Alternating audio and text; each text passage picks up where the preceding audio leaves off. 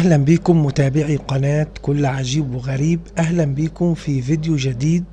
أهلا بكم في لقاء جديد.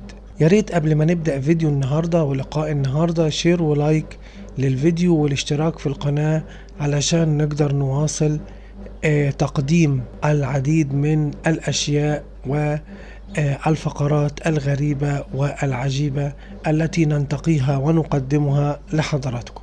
رواية الحرام للمؤلف يوسف إدريس. الفصل السادس.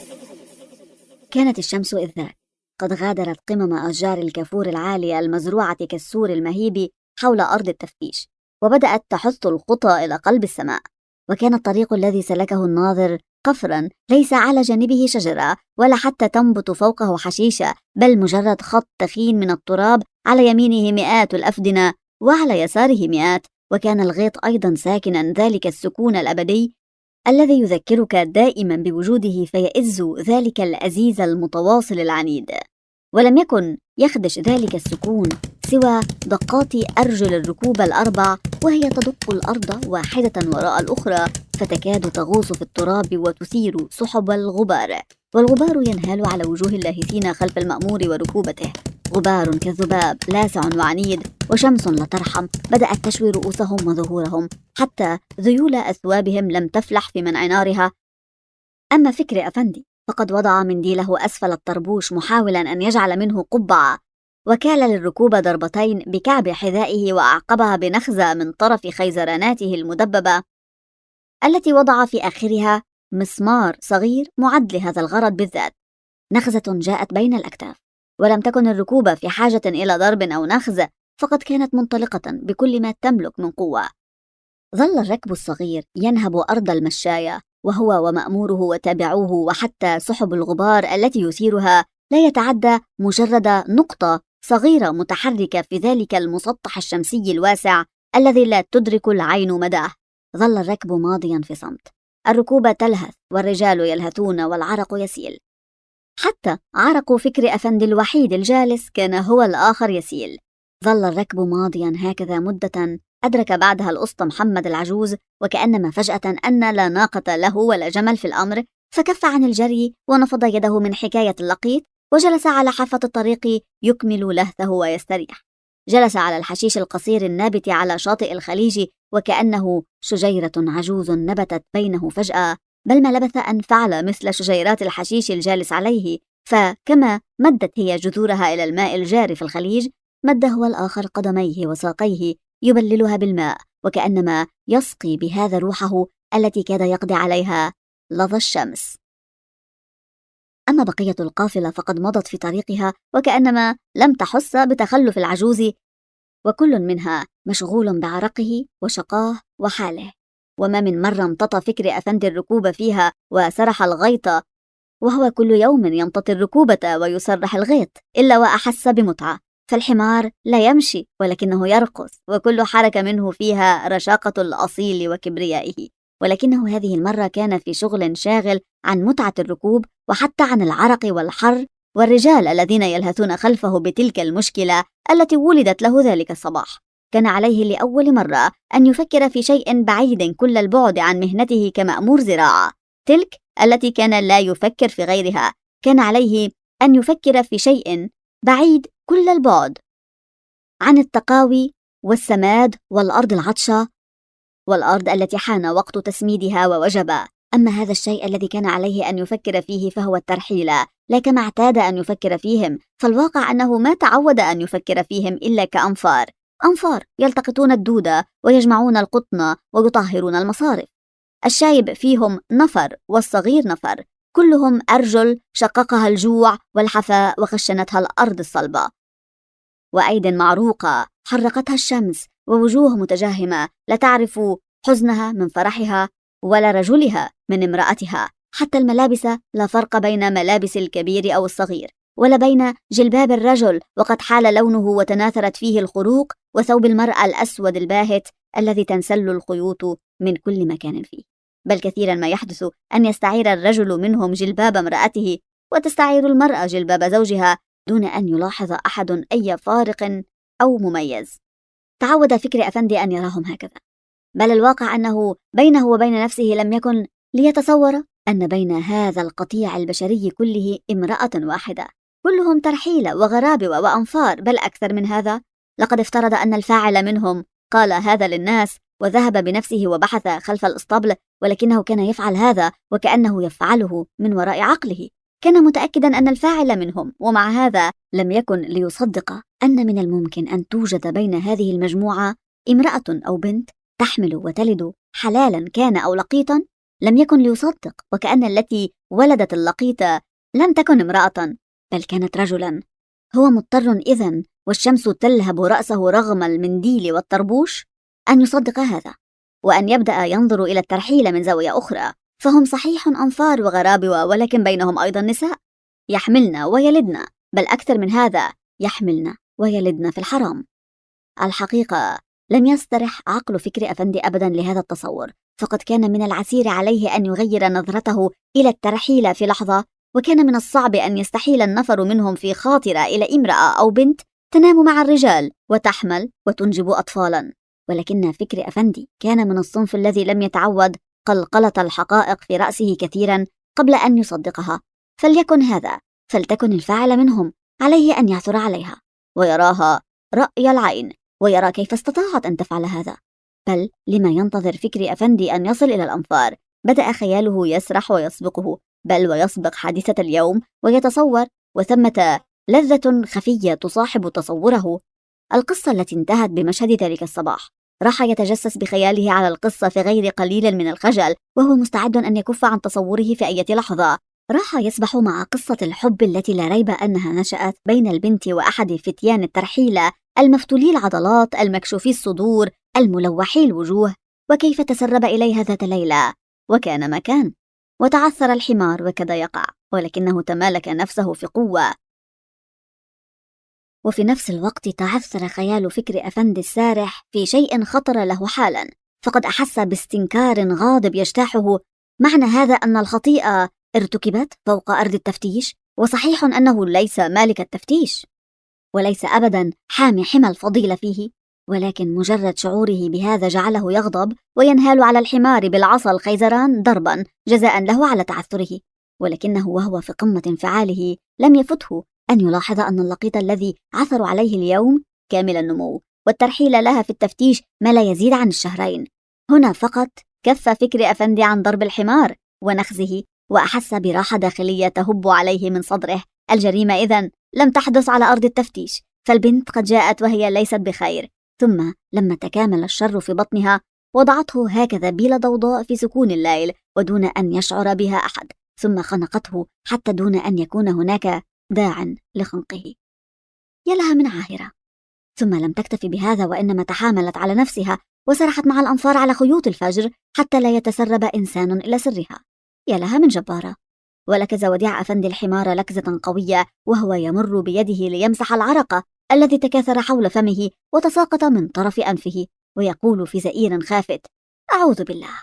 الفصل السابع. ارتفع نهيق الركوبة، ولم يكن نهيقها كأي نهيق.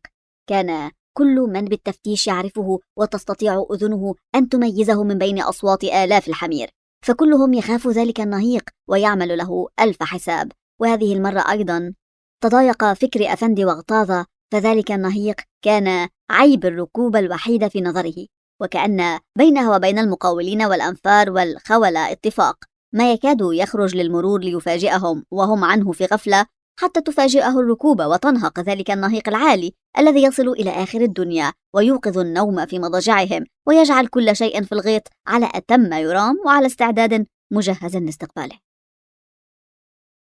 حين ارتفع النهيق كان الركب قد بدأ يدخل في الأرض المزروعة قطنا، وقد غادر لتوه غيط القمح. كان الغيط لا آخر له، بحيث يبهرك أن تعرف أن شخصا واحدا فقط هو الذي يملكه، وبحيث تود في الحال لو كنت أنت ذلك الشخص. وشكل الغيط المزروع يذكرك حتما بالجنة، فوأنت سائر على المشاية ترى القناة التي بجوارها صحيح، وترى عيدان القطن بكامل هيئتها ولوزها وأوراقها، ولكن شجيرات القطن لا تلبث كلما بعدت أن تتداخل وتتداخل، وإذا بالتربيع تبدو أمامك مجرد مستطيل أخضر، والأرض مقسمة إلى ترابيع، والترابيع القريبة محدودة المعالم. بين كل تربيعة وأخرى مصرف صغير، ولكن التربيعة كلما بعدت تختفي المصارف والفواصل، حتى لا يعود الإنسان يرى سوى مسطح واسع غير محدود من الظلام الأخضر الذي يضيئه عدد لا نهاية له من فوانيس أزهار القطن الصفراء. ومن بعيد لاح خط الأنفار، لا تكاد تميزه عن الخضرة المتكاثفة التي يغمق لونها ويغمق كلما بعدت حتى يستحيل إلى ظلام تام، لا تكاد تميزه إلا بأعمدة الدخان المتصاعدة من الحفر التي يحرقون فيها أوراق القطن المصابة باللطع.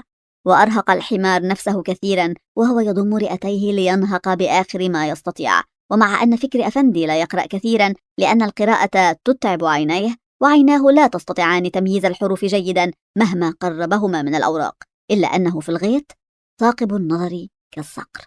وهكذا ورغم نهيق حماره استطاع أن يلحظ أن الخول يقومون فجأة من جلستهم في الظل وراء الأنفار، وترتفع خيزرانتهم في الهواء وتهوى على ظهور الأنفار أو عيدان القطن ضربا وترقع، وأصواتهم تأتي صارخة من بعيد: وطي يا ولا، وطي يا بنت.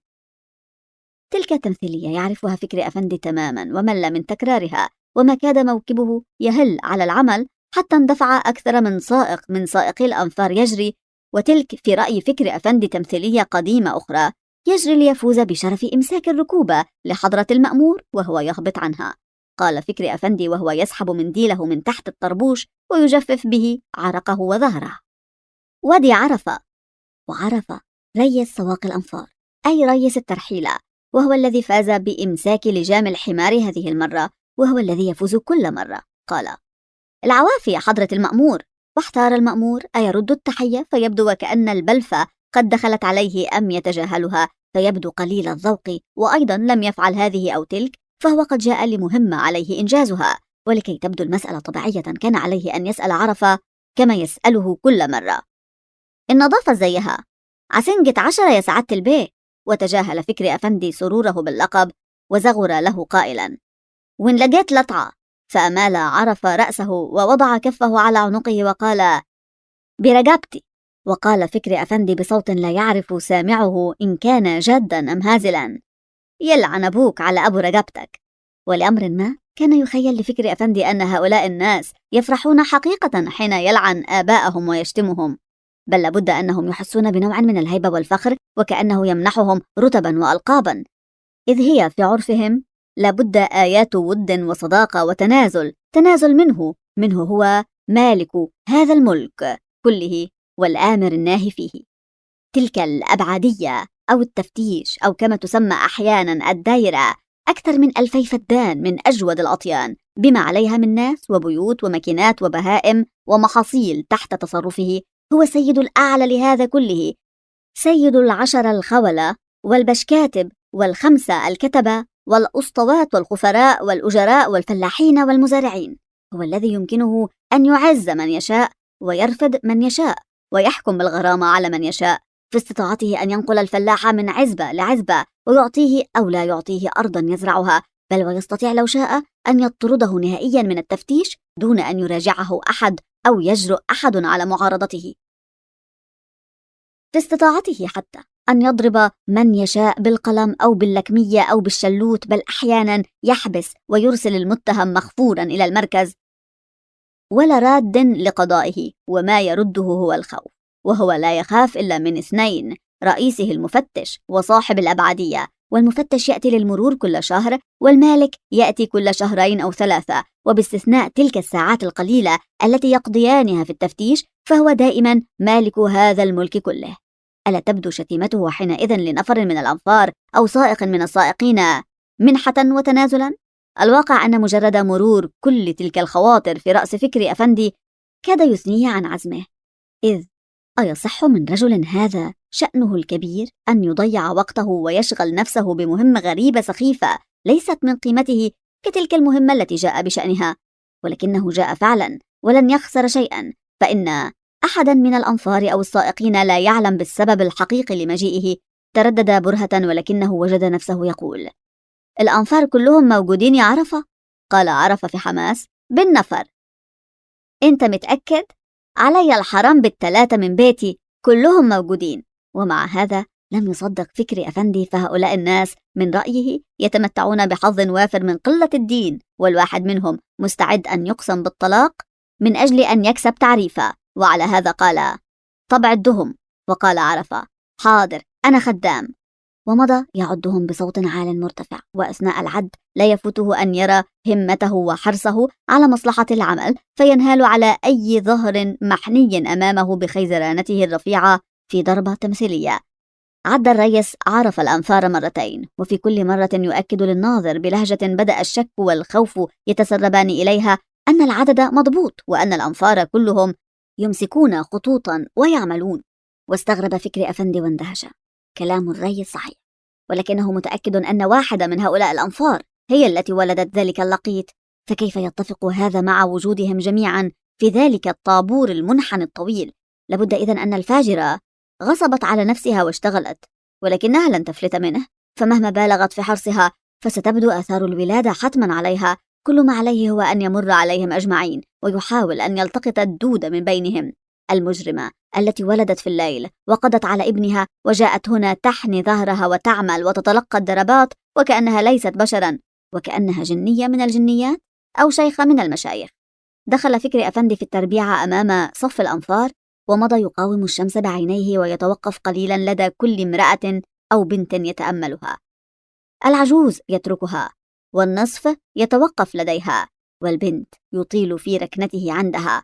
ولأول مرة يدقق فكري أفندي في زي الغرابوة وملابسهم، ويعرف أن سراويل نسائهم طويلة جدا تصل إلى الكعبين وتنتهي بذيل مكشكش، ودائما ألوانها فاقعة.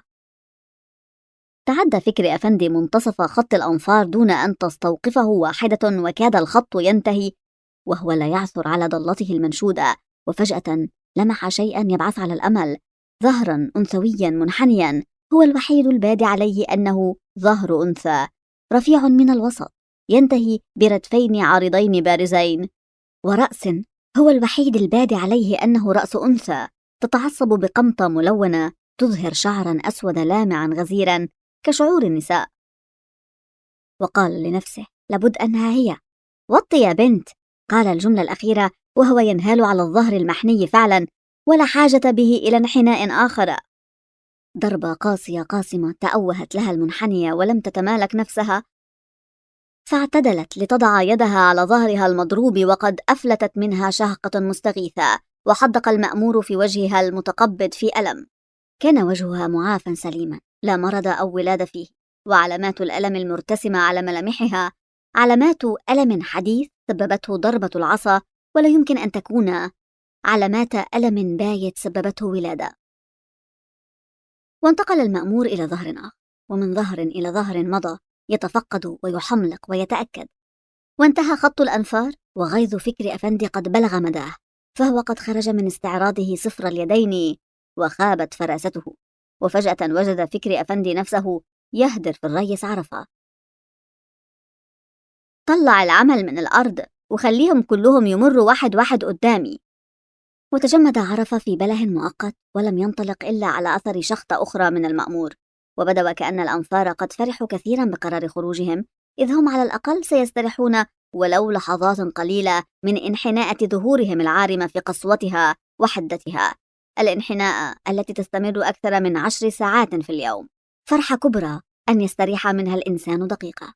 اعتدل الأنفار ومدوا أيديهم جميعا وبلا استثناء تضغط على أماكن الألم في سلاسلهم الفقرية، وحين أفاقوا من غيبوبة النشوة القصيرة التي اعترتهم وعرفوا بقرار المأمور، ابتهجت له النساء والبنات كثيرا، وراحت كل واحدة تمني نفسها بألف ليلة وليلة من الأحلام، معتقدة أن اختيار المأمور حتما سيقع عليها وستقضي أحلى الساعات وهي تخطر بخفة كخادمة في بيته، حاملة الأطباق أو مناولة القلة، حيث الظل الوارف والجلوس والطعام الكثير، وحيث لا عصي ولا خيزرانات أو سواقون.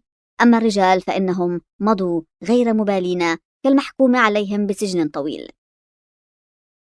ومر الأنفار أمام المأمور، وراح فكري أفندي يحملق في الوجوه الكبيرة والصغيرة، العجوز والصبية، القبيحة والمليحة، الغبية والمريضة، ويتفرس في الأجساد الممشوقة والمحنية، الأجساد التي تعرج والتي تقفز، الجافة والنضرة، الأجساد التي تودع الحياة والتي تستقبلها. ولم يجد أبدا في جسد من الأجساد ولا في وجه من الوجوه واحدة من المحتمل أن تكون هي الآثمة الفاعلة. وهدر فكري أفندي يأمر عرفة بإرجاع الأنصار إلى الأرض ويلعن آباءهم وأباه بجد وحقد هذه المرة. وبينما كان يضع قدمه في الركاب ويستعد للقفزة التي تصعده فوق ظهر الركوبة، كان يعتصر عقله بين مستحيلين. فمستحيل أن تكون أم اللقيط من غير الترحيل، ومستحيل أن تكون هذه الأم بين الأنفار الذين تفحصهم لتوه. الفصل 8. وفي طريق عودته إلى العزبة من نفس المشاية التي جاء عليها، كان الأسطى محمد لا يزال وقد استحلى القعدة يمد رجليه في الماء ويلعب فيها كالأطفال بأقدامه. وحين رأى الموكب هالة من بعيد، هب واقفا من جلسته كالملسوع وأسرع ينضم إليه، ولم يكن في حاجة لسؤال ليدرك أن الفشل كان حليف المأمور. كل ما في الأمر أنه ظل ساكتا برهة يلهث مع اللاهثين ويتحاشى سحب الغبار، ثم قال بتهتهته العجوزة المتحمسة: اعمل بقى زي ما عمل سيدنا عمر يا حضرة المأمور. والإنسان في لحظات يأسه يتعلق بالقشاية، وجذب فكري أفندي لجام الركوب قليلا ليبطئ من ركضها. وحين حاذاه الأسطى محمد سأله: سيدنا عمر عمل ايه يا راجل يا ابو عجل فارغ؟ وقصة طويلة هي التي حكاها الأسطى العجوز، قصة استغرقت كل الطريق إلى العزبة الكبيرة. بدأت بأن سيدنا عمر رضي الله عنه كان يتجول في أنحاء المدينة متخفيا ليتفقد شؤون الرعية، وأثناء تجواله عثر على جثة شاب في ريعان الشباب مقتولا بطعنة خنجر، وحاول سيدنا عمر أن يعثر على قاتله بلا جدوى. وأخيرا وحين يئس قال له شيخ حكيم: إذا أردت العثور على القاتل فانتظر 9 أشهر وسوف تجده بين يديك. ولم يأخذ سيدنا عمر كلام الشيخ على محمل جاد، ولكن بعد 9 أشهر بالضبط سرت شائعة في المدينة تقول إن بنت فلان قد وضعت طفلا دون أن تتزوج أو يقربها إنس. وحينئذ قال الشيخ العجوز لسيدنا عمر: هاك القاتلة التي ولدت حتما هي التي قتلت. قال سيدنا عمر: كيف؟ قال الشيخ: لابد أن الشاب اعتدى عليها فقتلته. ومع أن الحكاية أعجبت فكري أفندي وكادت تخفف من غلوائه، إلا أنها لم يكن لها دخل فيما هو فيه، مجرد حكاية أخرى من حكايات الأسطى محمد الكثير الحكاوى، الذي يؤلف لكل شيء حكاية وكأن مشاكل الدنيا تحلها الحواديت. كل الذي حدث أنه كان قد يئس تماما من إشباع حب استطلاعه والعثور على أم اللقي، وصمم أن يلقي الأمر من وراء اهتمامه ويبلغ المركز، والمركز يتصرف كما يحلو له. وزيادة في الاحتياط، أملى على مسيح أفندي البشكاتب صيغة البلاغ، وراعى في اختيار كلماته كل الدقة حتى يخلي طرفه وطرف التفتيش من أي مسؤولية. وجاء البوليس، وجاءت النيابة، وجاء مفتش الصحة، وأخليت لهم مباني الإدارة. واحتل وكيل النيابة حجرة المأمور، وتناثر عساكر البوليس يشربون الجوزة ويحتسون الشاي حول المبنى. ووقف مخبر مكشوف يتلكأ عند دكان جنيدي. أما سكان العزبة فقد وقفوا من بعيد يرقبون ما يحدث ويطلقون الإشاعات ويتهامسون. أما فكري أفندي المأمور فقد كان مشغولا حقا، ذلك أنه رأى أن ينتهز الفرصة ويعد لرجال الأمر والنهي في المركز وليمة حافلة، فمصالحه عندهم كثيرة وما أقل ما يأتون إلى التفتيش. وعلى هذا قطع المسافة بين بيته عند رأس العزبة الكبيرة وبين مباني الإدارة عشرات المرات، يشرف بنفسه على الديك الرومي ويتذوق الخبز الذي أعد في بيته خصيصا للعزومة. وكان أهالي العزبة حين يرمقونه في انبهار وهو داخل أو خارج من مبنى الإدارة يشعر هو بسعادة لا حد لها، إذ هو الوحيد بينهم جميعا الذي له حق الكلام مع المأمور والبي الوكيل والسلام على مفتش الصحة. وابتدأ التحقيق، وجيء بكل امرأة وبنت من نساء الترحيل بعد لكزها مرات لكي تخاف وتعترف. وجيء كذلك بنبوية وهي متعلقة بسبت البيض لا تريد تركه، وفيه كما تقول كل رسملها. وسئل عبد المطلب الخفير والأسطى محمد، وانتهى التحقيق. وثبت أن اللقيط مخنوق، وقيدت الجريمة ضد مجهول. وصرحت النيابة بدفن الجثة الصغيرة في جبانة التفتيش، وتطوع عبد المطلب بتكفينه وتجهيزه ودفنه، وأكل رجال الأمر والنهي الغداء وقالوا سلاما، وانتهى اليوم. الفصل 9. انتهى اليوم ليسلم التفتيش إدارة وفلاحين وموظفين إلى حيرة عظمى، فهم إن عرفوا حكاية اللقيط حتى أراحوا أنفسهم وقالوا الترحيلة، ولكن هي ذي الحقائق تثبت لهم أن الترحيلة بريئة وأن الفاعل ليست منهم. حتى فكري أفندي المأمور الذي كان مصرا على أن الفاعل واحد من الترحيلة بدأ الشك يتسرب إلى إصراره، ومع هذا فكلما رأى أنفارهم سارحين إلى الغيط أو مروحين رغما عنه تروح عينه تبحث بلا وعي عن النساء في الأنفار، عله يلمح على إحداهن فجأة علامات الفجر والحرام، وكان أول الأمر يمتعض ويجفل، ولكنه بمضي الأيام أصبحت نوازع غريبة تتحرك فيه كلما رأى بنتا أو امرأة من بنات الترحيلة، بل وجد نفسه ذات مرة يمزح مع واحدة منهن، ومرة ادعى لنفسه وللناس أنه يزغد بنتا في صدرها ليزجرها، وارتطمت يده طبعا بثديها، وروع قليلا حين وجده بكرا مكتنزا جامدا كالكرة الشراب. أما البنت فقد دهش حين رأى وجهها يبهت فجأة وكأنما سحبت منه كل دمائه، ثم يغمق لونه في التو وتحمر وجنتاها وتجفل وكأنها خجلت وغضبت. يا ألطاف الله، أممكن أن نساء الترحيلة تخجل وتغضب هي الأخرى كبقية خلق الله؟ أما بقية الناس في التفتيش فالمسألة لم تمر هكذا بسهولة، وكأنك ألقيت بحجر ضخم في ماء راكد آسن. بدأت الاتهامات والشكوك تنهال من كل صوب، حتى لم تسلم واحدة من نساء العزبة الكبيرة من الشك في أمرها مع علمهم التام أنهن جميعا بريئات، ولكن لابد لكل خطيئة من خاطئة، ولكل جريمة من فاعل، ولابد أن يكون لتلك الجريمة فاعلة، والجريمة عرفوها، ترى من تكون الفاعلة. بل أكثر من هذا، بدأ الشك يزحف من بيوت الفلاحين المنخفضة إلى بيوت الموظفين العالية، فبدأ الفأر يلعب في عب مسيح أفندي البشكاتب، وبدأ يخاف أن يكون المحظور قد وقع، والحقيقة أنه كان خائفا دائما أن يقع المحظور، بل أكثر من هذا هو دائم الخوف من المحظور وغير المحظور.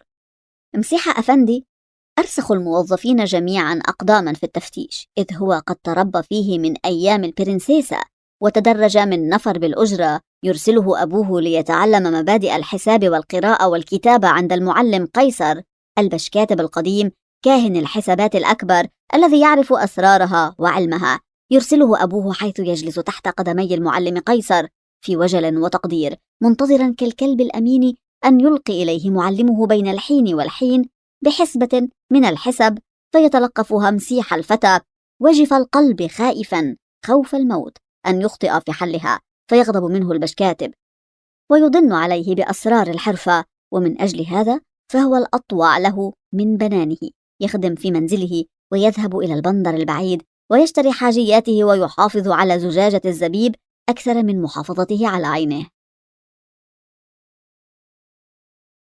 وإذا ما همهم المعلم قيصر لينطق تفتحت أذانه كلها لكلامه، وإذا ما تكلم لا يصغي له، وإنما الأدق أنه يمد أصابع نهمة من أذنيه ليلتقط كل كلمة تخرج من فمه ويدسها في رأسه بسرعة مخافة أن تضيع أو تتبدد، إذ من حساباته وكلماته سينتقل مسيح من طبقة إلى طبقة، ومن فتى مآله الزراعة والعمل بالفأس حتما إلى أفندي يجلس على مكتب ويعمل بذلك الشيء الصغير الساحر، القلم.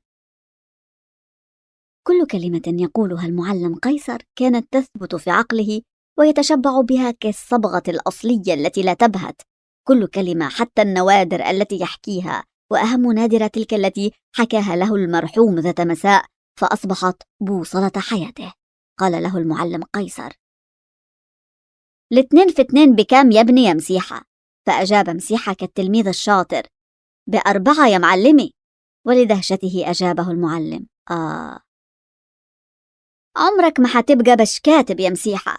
فحزن مسيحة جدا وسأل معلمه عن سبب هذا وهو مغموم، فقال له المعلم تلك الحكاية: أراد أحد أصحاب الأرض أن يعين كاتبا عنده، فأعلن هذا للناس، وصار يأتيه طلاب الوظيفة من مشارق الدنيا ومغاربها ويقابلهم واحدا واحدا، وكان لا يسألهم أبدا عن مؤهلاتهم أو أسمائهم أو الأماكن التي عملوا فيها، كان فقط يسأل الواحد منهم ذلك السؤال الذي سأله إياه: 2 في 2 بكام؟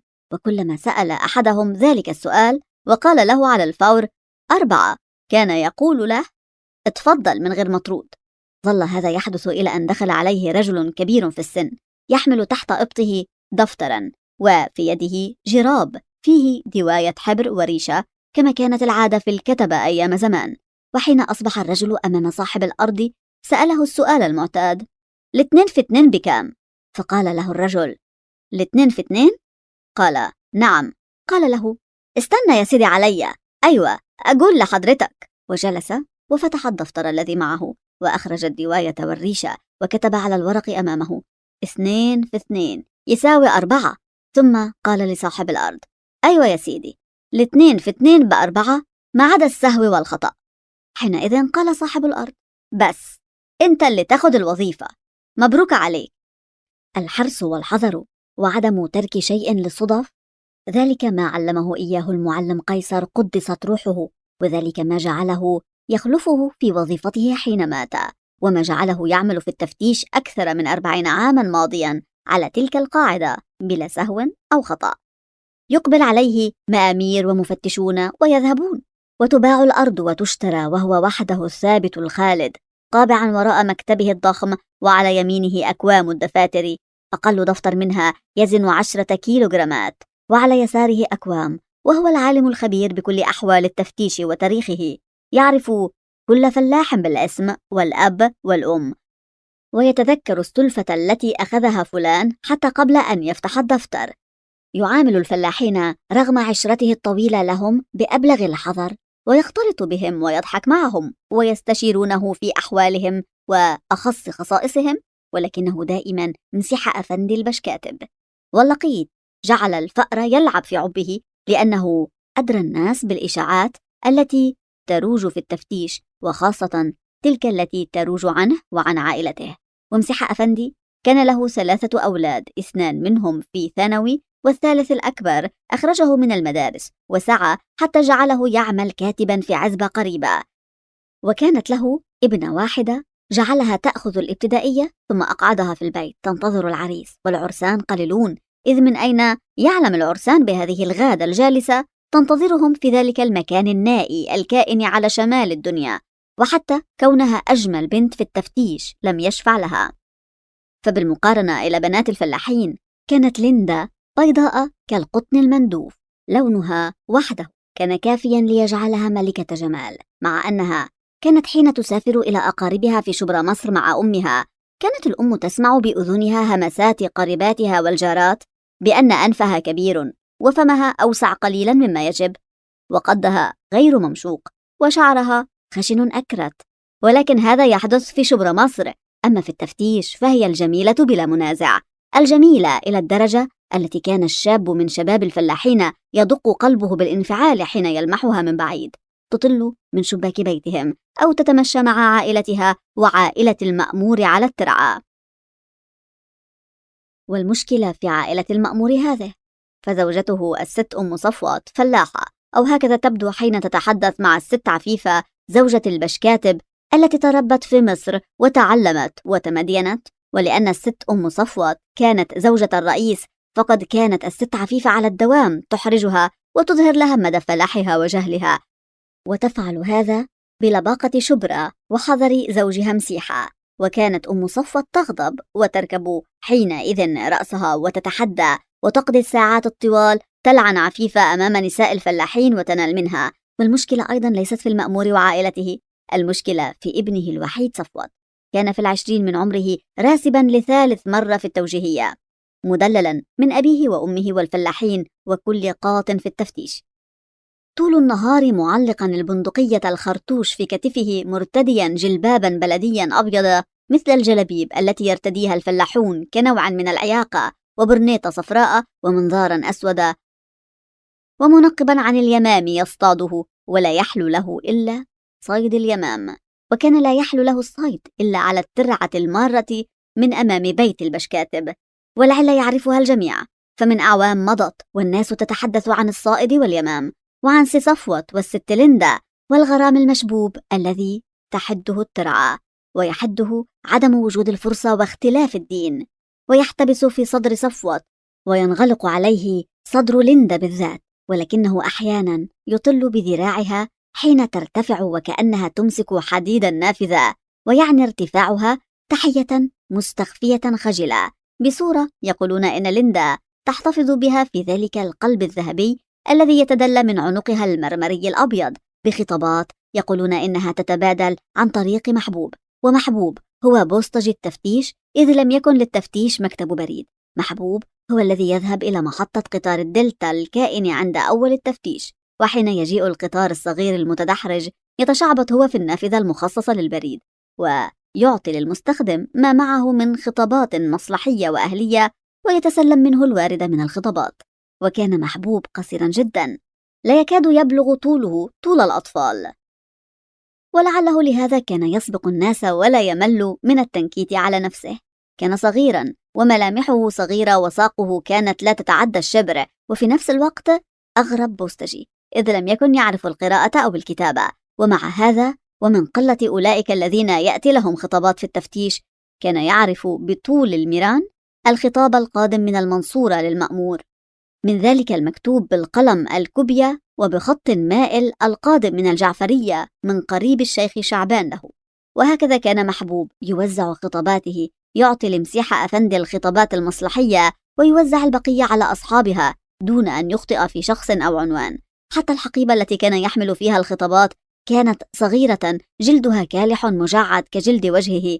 ومحبوب كان متزوجا من زكية، واحدة من أضخم وأطول نساء التفتيش، وكان الرجال حين لا يجدون شيئا يفعلونه يكتفون محبوبا ويحاولون إجباره على أن يعترف لهم كيف ينام معها، ومحبوب يستغيث والرجال يضحكون لاستغاثته واعترافاته. وأغرب شيء أن زكية كانت على عكس زوجها تجيد القراءة والكتابة، حتى أنها الوحيدة من بين نساء التفتيش التي كانت تستطيع قراءة الجورنال، والجورنال الوحيد الذي كان يأتي إلى التفتيش كان هو المقطم.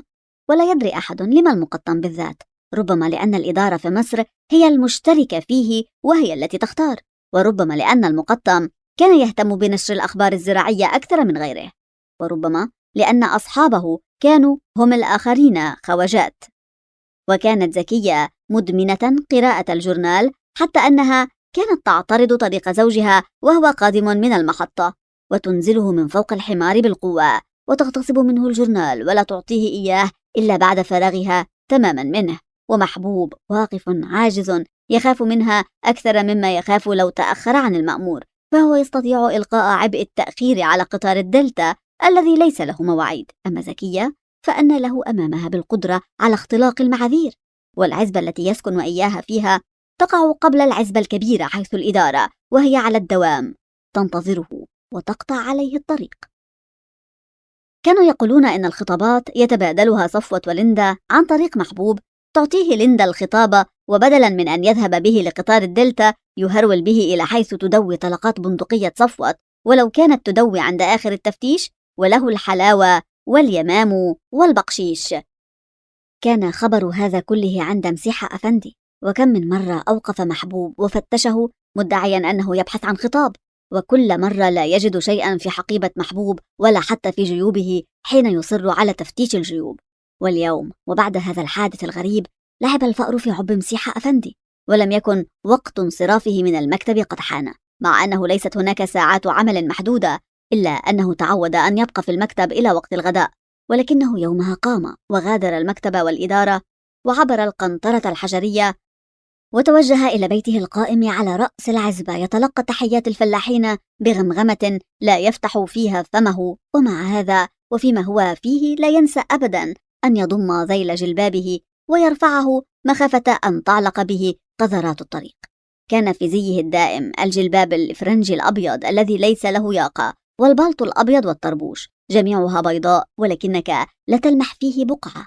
كثيرا ما عيرت أم صفوت زوجها المأمور حين يأتي لها ببنطلونه الأصفر متسخا حاملا في ثنية ذيله الطين والحصى والتراب، تعيره وتقول له إنه لا يساوي قلامة ظفر مسيح أفندي، الذي ما رأته أبدا وعلى ملابسه ذرة تراب.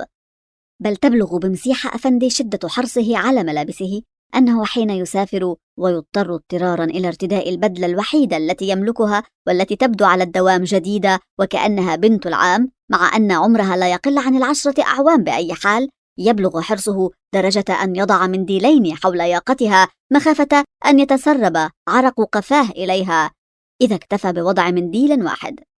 بقامة قصيرة منحنية وبوجه شاحب، إذ هو الوحيد بين سكان التفتيش الذي يعمل معظم نهاره في ظل المكتب، وبذقن خضراء كثة وبملابس ملمومة نظيفة، ارتقى مسيح أفندي الدرجات القلائلة التي تؤدي إلى باب بيته، والباب مفتوح فلا تغلق أبواب الدور في الأرياف إلا لماما.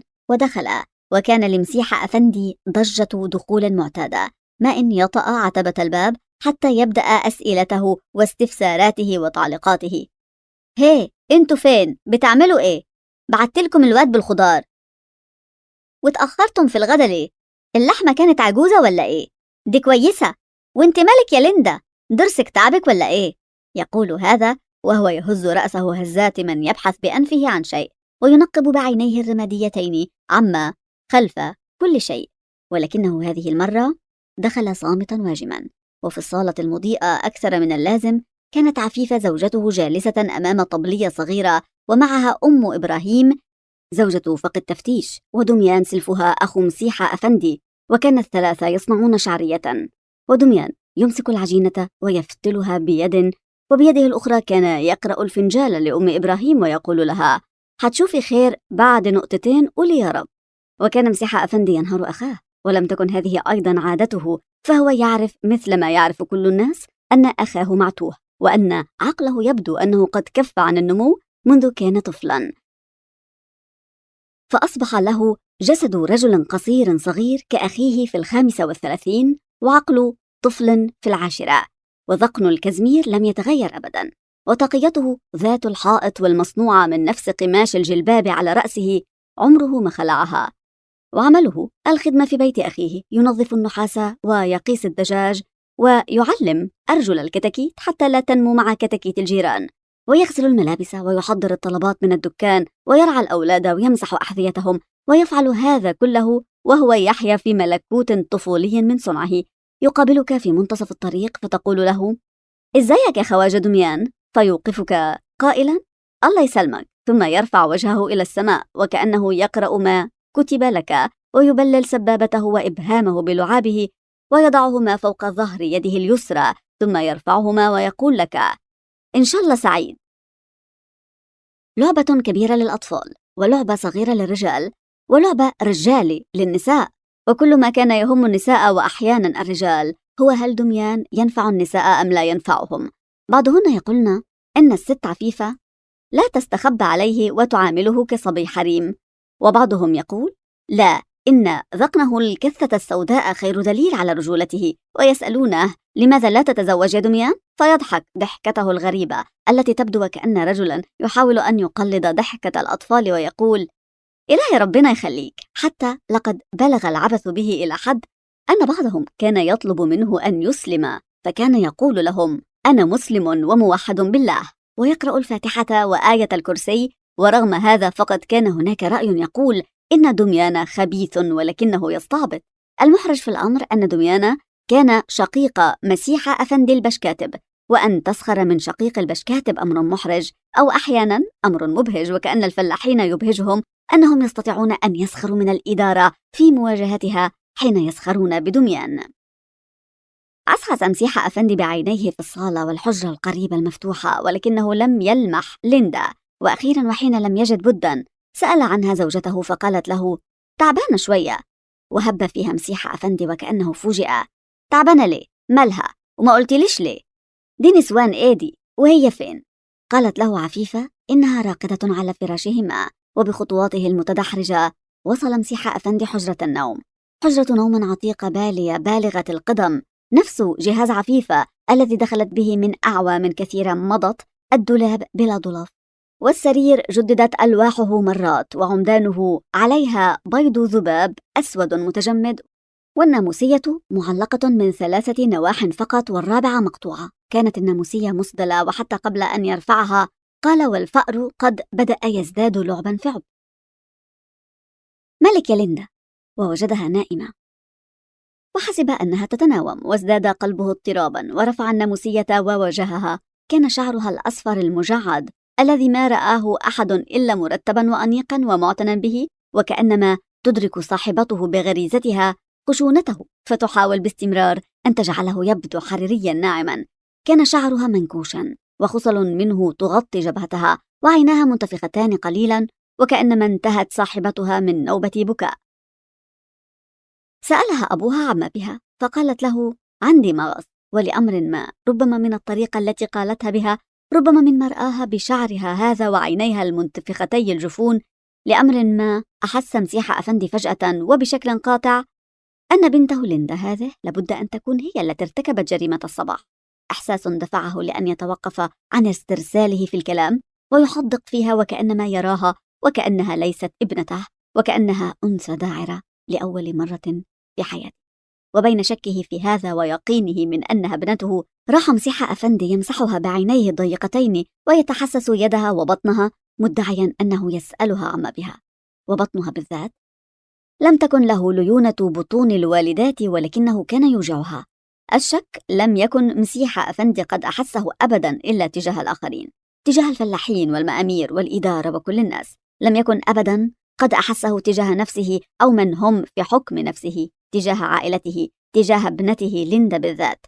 حياتها علنية أمامه وأمام أمها وأمام الناس، وحتى إشاعة رسائل العيون والنظرات والإشارات بينها وبين صفوت تكاد تكون علنية هي الأخرى. وحياتها العلنية هذه هي كل حياتها، فهل من الممكن أن تكون لها حياة أخرى، حياة تزاولها مع صفوت ابن المأمور في الظلام؟ ليت الأمر جاء على شكل أسئلة حيرة تريد الإجابة. الأمر جاء على شكل حمى داخلية اجتاحت مسيح أفندي دون أن يكون في استطاعته النطق أو التنفيس. ليندا مغصها قد يكون حقيقيا وقد يكون حجة وستارا، وزوجته عفيفة قد تكون على عهده بها كثيرة الرغي واللت والتعليق، ولكنها رفيقة عمره الوفية الأمينة. وقد لا تكون كذلك، قد تكون هي المتسترة على بنتها، بل وما أدراه أنها لا تتستر أيضا على نفسها. لم يعد في وسع مسيح أفندي أن يبقى بالحجرة، فقد أحس أنه يختنق وأن ليس باستطاعته الكلام. غادرها إلى الصالة حيث الشعرية والمجتمعون حولها. رأته عفيفة متغير السحنة، فسألته عما به، وهمهم وغمغم ولم تفهم مما قاله حرفا. نادى على دميان أن يتبعه وغادر البيت وتلكأ ليلحقه. وشهد جسر الترعة الممتد أمام البيت أغرب حوار يدور بين الأخوين. الدنيا حارة لافحة، والشمس في كبد السماء تتوهج ملايين أفرانها وترسل على الكون حممها، ومسيح أفندي سائر وبجواره دميان يحاول لأول مرة في حياته أن يحدثه حديثا جديا، حديث الأخ لأخيه. يحاول أن يسأله إن كان قد لاحظ شيئا أو فطن إلى شيء، يسأله عن صفوة وليندا والحرام والحلال. ودميان سادر في رواية غريبة عن دجاجة كل يوم يقيسها فيجد فيها بيضة ولكنها لا تبيضها، مؤكدا أن البيضة لابد فيها سر، وقد تكون مفتاح كنز ما، خائفا إن هم ذبحوا الدجاجة أن يذهب ما فيها من كنز وسر، وإن هم تركوها أن يسرقها الجيران. وأخيرا لم يعد مسيح يحتمل، زجره بعنف وسبه وتركه ومضى. ووقف دميان حائرا لبعض الوقت، وقد توقف عن استرساله، ثم ما لبث أن أدرك أن أخاه سبه وشتمه، ويبدو أن تلك أول مرة كان يحدث فيها هذا، إذ ما لبث أن راح يبكي وقد خلع تقيته يجفف بها دموعه، وبدت رأسه صلعاء لامعة تقدح شررا تحت الشمس. الفصل 10. في نفس ذلك الوقت كان صفوت ابن المأمور متكئا في شبه غيبوبة على مسند الكنبة الوحيدة في بيت أحمد سلطان كاتب الأنفار في التفتيش، وتلك كانت جلسة صفوة المختارة. حين ينتهي أحمد من عمله ويؤوب إلى بيته، فيضطجع الاثنان أحيانا حول الجوزة، وأحيانا حول امرأة، وأحيانا حول فنجال. أحمد سلطان هو الأعزب الوحيد بين موظفي التفتيش، وهو أيضا الوحيد الذي يقطن بمفرده في بيته الملاصق لبيت مسيح أفندي. ومن بين الموظفين جميعا فإن أحمد سلطان هو الوحيد القريب إلى قلب صفوت، كان شابا مثله، وأهم من هذا كان أكبر منه في السن والتجربة والمعرفة الأكيدة بكل كبيرة وصغيرة مما يحدث خلف دور التفتيش. لم تكن صداقة بالمعنى المفهوم هي التي تجمعهما، فأحمد سلطان في معاملته لصفوت لا ينسى أبدا أنه ابن المأمور رئيسه ورئيس التفتيش، وفي معاملة صفوت لأحمد حد معين من التحفظ، فأحمد هذا لا يجيد سوى القراءة والكتابة، والله أعلم كيف وصل إلى وظيفته تلك. شتان بينه وبين صفوت الذي يستعد لدخول الجامعة وإكمال تعليمه في القاهرة. ولكن مع كل هذه الاعتبارات فتآلفهما مضرب الأمثال، وأيضا مبعث شقاء فكر أفندي المأمور الذي كان لا يطمئن أبدا إلى أحمد سلطان، ولم يفلح زجره ولا حتى الشجار العنيف في فصم هذه العلاقة. كان صفوت متكئا على مسند الكنبة يتبادل هو وأحمد سلطان سيجارة ملغمة، يتناوبان أخذ أنفاسها وهما حريصان في نفس الوقت على إبقاء طفيتها عالقة بالسيجارة، وكأنما لو وقعت الطفية ذهب المزاج. وكان ثمة حديث يدور، وأهم خبر في ذلك اليوم كان هو حادث اللقيط، وطبعا كان الحديث يدور حوله، والواقع أن ما كان يدور لم يكن حديثا بالمعنى المفهوم. كان صفوت في قمة انفعاله لمعرفة علاقة أحمد سلطان باللقيط، وكأن قد ثبت لديه بطريقة قاطعة أن بينهما علاقة، ولم يبقى إلا أن يعرف كنهها. ولكنه كان لا يريد أن يبدو في عين أحمد سلطان كالطفل المحب للاستطلاع، كان يريد أن يجعله يعتقد أن أسئلته إنما هي أسئلة رجل مجرب لرجل مجرب، ولعل هذا هو السبب في طريقة جلوسه على الكنبة حيث كعية مجرب ذكي خبير، ولعله أيضا السبب في تلك الابتسامة التي قصد منها أن يقول لمحدثه، بل حتى مداعبة شاربه، الشارب الباهت الذي لم يتعدى عمره العام الواحد، والذي تعمد صاحبه أن يحيطه بالرعاية وينميه لكي يبدو ابن أعوام. حتى مداعبة الشارب كانت تتم بروية، وكأنها مداعبة كبير لشاربه الكبير، وكان أحمد سلطان ينصت وابتسامة كبيرة لا تغادر ملامحه. ابتسامة كان صفوت يحس أمامها دائما أنه مهما قال وتحدث عن مغامراته فهو صغير، مجرد تلميذ خائب في مدرسة أحمد سلطان ناظرها. ابتسامة يظن صفوت أنها ابتسامة تهكم وسخرية، مع أنها قد لا تكون كذلك. ظل صفوت يتحدث وأحمد سلطان ينصت، وأخيرا بدا أن صفوت قد كف عن إخراج كل ما في جرابه وأفلس، فقال لأحمد: أبو حميد بذمتك ابن مين ده؟ هنا قهقه أحمد سلطان، واحدة من قهقهاته العاليات التي كانت تسمع في بيت مسيحة أفندي، وكلما سمعها مسيحة تخترق الجدران وتصل آذانه وتكاد تخرقها، اشمأنط ولوى بوزه وأفلتت من فمه كلمة سبب، ولأمر ما لم يطمئن صفوت لقهقهة سلطان، وحسبها أنها قهقهة تهكم هي الأخرى، ولعل هذا هو السبب في أنه استطرد قائلا: تعرف إنك غاويت قوي كده ولا لا؟ وقال أحمد وقد أبت قهقهته إلى ابتسام: ليه؟ ومضى صفوت يشرح له لماذا هو خبيث وغوي، وكيف يستحل لنفسه أن يقوم بمغامرات أخرى لا يعرفها صفوت ولا تصل إلى علمه، مع أنهم في الخير والشر سواء. وحاول أحمد أن يغير الموضوع ويسأل صفوت عن آخر أخباره مع ليندا، والحقيقة أن ذلك الموضوع كان هو موضوع صفوت المفضل، لا يمل الحديث عنه ولا تخلو جلسة مع أحمد سلطان منه. فعلى الرغم من كل شيء، على الرغم من بندقية الصيد المعلقة في كتفه ومغامراته في القاهرة وعاصمة المديرية وعلاقاته الطيار مع بعض نساء التفتيش وبناته، فقد كانت ليندا تحتل من قلبه مكانا خاصا تحيا فيه باستمرار. لم يكن قد قابلها كثيرا، وكل ما دار بينهما من حديث لم يتعدى جملا تعد على الأصابع تبادلاها خلال علاقة استمرت سنين طويلة بين عائلتيهما. ولكن كان هناك شيء يحسه في نفسه تجاهها ويحسه في نظراتها تجاهه، شيء غير منطوق أو مرئي، ولكنه موجود وقائم يغذيه بشجن خفي يدغدغ أحاسيسه الداخلية، ويجعله كلما شعر به يريد أن يبكي فعلا وأن يضحك أو يهدم سراية التفتيش وكل مبانيه. وأحيانا حين يتمشى على الترعة تجاه بيت مسيحة أفندي ويجد ليندا واقفة في الشباك بعيدة، يبدو وجهها ناصعا تحوطه هالة النافذة المظلمة، حين يراها هكذا يحس بتيار غريب قد سرى فيه وجعله يريد أن يطير ويغني أو يقف في مكانه لا يفعل شيئا بقية حياته إلا أن يمد بصره خلسة بين الحين والحين ليجدها تنظر ناحيته أو على الأقل ناحية الترعة.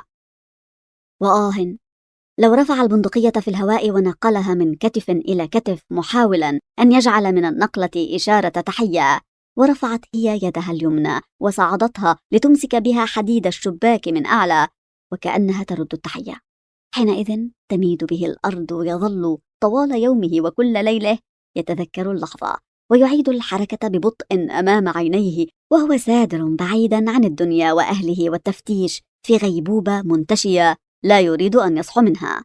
وأحمد سلطان هو مكمن سره في حجرة نومه الخالية تقريبا من الأثاث، يترك صفوة نفسه على سجيتها ويقص على أحمد سلطان دقائق ما حدث كلما حدث شيء. ودائما تختتم الجلسة بذلك السؤال الحائر: ترى هل تحبه ليندا؟ كلما سأل هذا لأحمد أكد له أنها تحبه، ولكن تأكيده ليس مهما، المهم هو ابتسامته التي ينطق بها تأكيده. لو فقط يؤكد له مرة بلا ابتسامة لآمن حقيقة بصدق ما يقول. وكان حريا بصفوة أن يستجيب للباب الذي فتحه أحمد ويخوض معه في سيرة ليندا، غير أن هذا لم يكن هدف صفوة في ذلك اليوم. كان يريد أن يعرف هو عن مغامرات صديقه، أو على الأقل تلك المغامرة التي من المحتمل أن تكون قد أدت إلى هذا اللقيط الميت. ويبدو أن إصرار صفوة قد فعل فعله، فبعد سيجارتين انفكت العقدة عن لسان أحمد سلطان ومضى يحدثه، أو بالأحرى يعترف له، وظل يقول له: وعارف مرات الحاج بدوي وبنتها؟ فيقول صفوة: هي؟ فيعود أحمد سلطان يقول: وحياتك كانت واحدة منهم في الأوضة هنا معايا على السرير اللي ما غيروش الزمان، والتانية مستخبية فوق السطح. وعارف البت دي اللي كانت بتشتغل مع الأنفار اللي بيفرزوا القطن؟ البت الهيشة دي. فيقول صفوة: أنهي واحدة؟ البت الطويلة الهيشة دي. وحياة شرفك هي اللي قالت لي بعضمة لسانها خدني، وعملتها؟ يعني أكسفها يا سي صفوة؟ وشهدت حجرة أحمد سلطان في تلك الليلة روايات كاد يقف لها شعر صفوة، روايات جعلته يعتقد أنه بكل مغامراته وما فعله ليس سوى قطرة من بحر أحمد سلطان. بل الأمر لم يقتصر على هذا، ولم تقتصر اعترافات أحمد سلطان على نفسه، تعدتها الاعترافات ومضت بكلمة وراءها كلمة وحقيقة إثر حقيقة تكشف عن الوجه الآخر لحياة التفتيش، الوجه المستتر دائما الذي لا يظهر أبدا ولا يطلع عليه أحد، الوجه المعقد المتشابك الحافل بكل ما هو أغرب من الخيال، علاقات بين أبناء ونساء آبائهم، وبين فاضلات وفاسقين وفاسقات وفاضلين وحجاج وتملية، وحتى الموتى وردت في الحجرة سيرتهم. وأخيرا، وبعد مقدمة طويلة ساقها صفوة للتدليل على حياده وعلى أنه فقط يريد أن يعرف بصرف النظر عن علاقته الشخصية بالمسألة، طرق صفوة الموضوع الذي من أجله جلس تلك الجلسة واستغرق كل تلك المدة الطويلة في جس النبض. سأل أحمد سلطان وهو يستحلفه بكل مقدس وشريف أن يقول الحقيقة، سأله عما يعرفه عن الوجه الآخر لليندا، وهذه المرة وبوجه جاد وملامح لا تحتمل الشك نفى أحمد سلطان أنه يعرف عنها أي شيء يدعو للخجل، وعاد صفوة يلح في سؤاله، وعاد أحمد يلح في نفيه وتأكيده. ومع هذا، وحين قام صفوة وقد بدأت الشمس تستعد للمغيب، حين قام ليستعد هو الآخر للرجوع إلى بيتهم، كان لا يزال غير مطمئن تمام الاطمئنان إلى ما قاله أحمد سلطان عن ليندا. أما أحمد سلطان فقد ظل برهة طويلة جالسا على نفس المقعد الجريد ذي المساند الذي كان يجلس عليه، يحدق في سقف الحجرة ومن خلال نافذتها الوحيدة ويتأمل. ثم بدأ لمعان غريب يتسرب إلى عينيه، لمعان كومض الجنون أو برق النشوة. ثم بدأ يتململ في كرسيه وكأن مشكلة كبرى تحيره، ولكن تململه لم يدم طويلا، فما لبث أن قام من مكانه وغادر البيت، وظل وقتا يحوم في شارع العزبة الرئيسي بحذر، مع أنه الوحيد بين رجال الإدارة الذي كان قد كسر قانون عدم اختلاط الموظفين بالفلاحين، حتى أصبح وجوده في قلب شارع العزبة أو في أحد بيوتها أمرا لا يثير اندهاشا أو تساؤلا. وعند باب بيت مفتوح توقف قليلا، وبهف من ثوبه وإشارة من يده كانت الجالسة في الداخل قد أدركت هدفه، وفهمت أنه يريد لقاءها عند الجامع، والجامع كان يقع في زاوية العزبة الغربية، جامع مبني بناء رخيصا من الطوب الني، ومئذنته قصيرة تبدو كالإصبع المرفوعة المبتورة، والطريق إلى الجامع خال في أغلب الأحيان، إذ نادرا ما يستعمل للصلاة إلا في يوم الجمعة، أما بقية الفروض فيؤديها الفلاحون في المصلى المقامة على الترعة، والتي كانت مقامة في أول الأمر على الخليج في مواجهة المنزل الذي يقطن فيه المأمور، ولكنه أمر بهدمها وعدم استعمالها، وأقام تلك المصلى الأخرى، إذ كان يضايقه إلى درجة الغضب مرأى الفلاحين وهم جلوس في المصلى أمام بيته يجرحون البيت وسكانه على حد تعبيره. والأدهى من هذا حين يقبلون في الصباح الباكر ويخلعون ملابسهم ليغطسوا في الترعة ويتطهروا. لم يمض وقت طويل على أحمد سلطان في ذهابه ومجيئه وراء الجامع حتى بدا له من خلال ظليمات المغرب ذلك الثوب الأسود الفضفاض الذي يعرف صاحبته. كانت أم إبراهيم زوجة فقه الجامع وخطيبه ومؤذنه امرأة فارعة الطول قمحية ذات قدرة خارقة على وضع الكحل في عينيها وحبك المنديل على جبينها وإمساك طرف ثوبها بيدها وهفها باليد الأخرى حين تمشي وتتمخطر. وكانت معرفتها بأحمد سلطان وطيدة، إذ كانت من أوائل من عرف من النساء حين جاء أول ما جاء إلى التفتيش، ثم تطورت تلك المعرفة إلى نوع من الصداقة، تطبخ له أحيانا وتهديه بطبق قشطة أحيانا أخرى، مع أنها كانت قد فقدت الأمل فيه وفي تجدد علاقتهما. سلم عليها أحمد سلطان بحرارة وقرصها في بطنها كعادته في الأيام الغابرة، وبعد عتاب طويل منها وحجج منه قال لها: عايزك في حاجة، أؤمر. ليندا. قال الكلمة وسكت، ولم تسأله هي أيضا، منتظرة أن يكمل وخائفة في الوقت نفسه ألا يكمل. هي فاهمة وهو فاهم، ولا داعي للتغابي. قالت بعد وقت وبعد أن تأملت بسمته وملامحه الحلوة: بس دي صعبة، ما أقدرش عليها. أي، قال أحمد هذا وهو يقرصها مرة أخرى في بطنها، وقوصت هي نفسها لتبعد بطنها عنه ولتقرب وجهها منه وتحاول أن تسنيه، ولكنها كانت تعرف أن محاولتها فاشلة، فما صمم على أن ينال شيئا إلا ناله، وما يقوله إن هو إلا أمر عليها أن تطيعه. صمتت برهة، ثم انفرجت ملامحها قليلا وابتسمت ورفعت سبابتها وأشارت إلى عينها اليمنى ثم إلى عينها اليسرى، وكأنها تقول: من عين دي ومن عين دي. وفي ذلك الوقت جاءهما من بعيد صوت خشن مبحوح يؤذن لصلاة العشاء، صوت أبو إبراهيم، ومع أن صاحبه كان بعيدا عن المصلى حيث الآذان والصلاة، إلا أن الصوت هبط عليهما فأنهى المقابلة في الحال. واستدارت أم إبراهيم تطقطق بشبشبها عائدة، وكأن صوت أبي إبراهيم قد فاجأها متلبسة.